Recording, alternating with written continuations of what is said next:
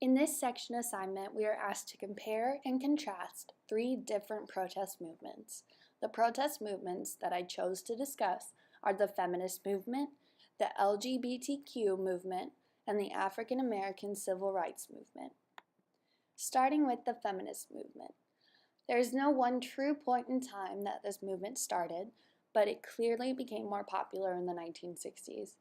In our Week 11 podcast on feminism, Professor Young talks about the main influences for the rise of feminism in the 1960s. One of them being a book published in 1963 called The Feminine Mystique by Betty Friedan. In the book, it is pointed out by Friedan that in society, women were not living up to their full potential as smart and advanced human beings. This book played an important role in the rise of feminism because it got people talking about the subject and questioning the way that society was. This increased communication about society's issues is similar to what happened with the LGBTQ movement. Alfred Kinsey was a scientist who studied human sexuality in depth, and he wrote books about it. Sexual Behavior in the Human Male in 1948 and Sexual Behavior in the Human Female in 1953. His books explored human sexuality in ways that many people haven't before and encouraged people to regularly talk about sex and their sexuality. These books played an important role in the LGBTQ movement because they got people thinking about sexuality in ways that they previously hadn't. Just like Friedan's book got women to question their roles in society and kickstarted the rise in the feminist movement, Kinsey's books got people talking about sexuality and confronted readers with new ideas about the topic. Kinsey also argued that men should not be divided strictly into the two groups of homosexuals and heterosexuals because not everything in the world is as simple as black and white. This idea that not everyone should be defined by one small aspect of their lives is one that the LGBTQ movement shares in common with the feminist movement as well as the African American Civil Rights Movement. Whether homosexual or heterosexual, male or female, or black or white, all three protest movements dealt with the issue of being defined by something that they can't control.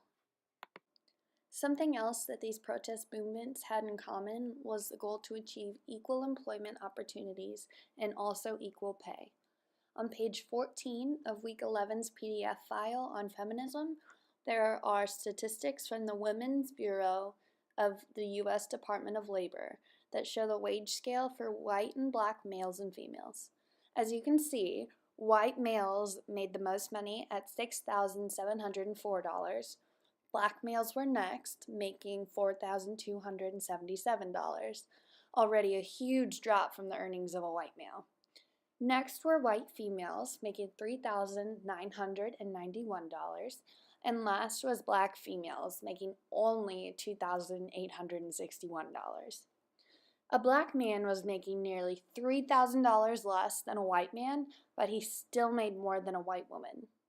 The fight for equal pay was a fight that nearly everyone who wasn't a white male had to face. These statistics are a key example of how closely intertwined the feminist movement and the African American Civil Rights Movement were.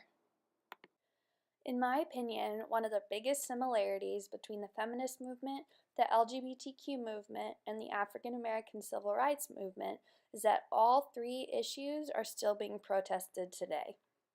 Debates on birth control, abortion, and women getting paid less than men in the professional workplace are a few feminist issues being protested today.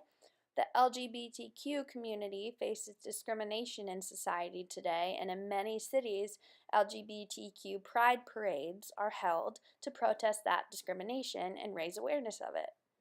African American civil rights protests have become more popular recently in today's society as well, with the Black Lives Matter campaign. Although there are many similarities between the feminist movement, the LGBTQ movement, and the African American Civil Rights Movement, there are also some differences. The biggest difference, in my opinion, is that the LGBTQ protest brought people of all races, genders, cultures, and social classes together to fight for equal rights. The LGBTQ community is not limited to one certain group of people, and being able to bring so many different kinds of people together to fight for the same cause is pretty amazing, especially during a time when segregation and discrimination were so common. This is what makes the LGBTQ movement the most successful protest, in my opinion.